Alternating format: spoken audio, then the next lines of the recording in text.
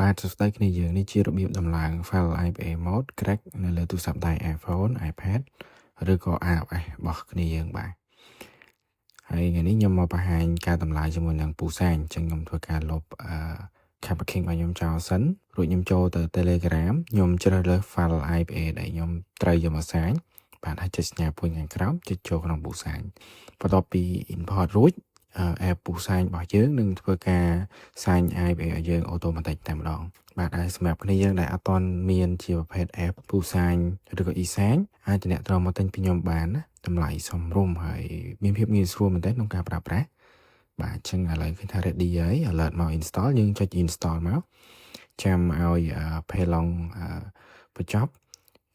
យើងទៅ home screen នឹងឃើញ app មកបាទសម្រាប់ត្រង់ហ្នឹងដែរអាស្រ័យទៅលើ game របស់យើងណាបើ game យើងធំវាអាចនឹងយឺតចឹងណា game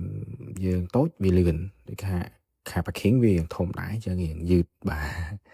ទឥឡូវជោគជ័យហើយបាទវីដេអូរបស់យើងក៏សូមបញ្ចប់ទៅត្រឹមហ្នឹងដែរបាទសម្រាប់គ្នាយើងត្រូវការជាមួយនឹងពូសាញឬក៏ e-sign អាចតាក់ទងមកទិញពីខ្ញុំបានអរគុណច្រើនបាយបាយ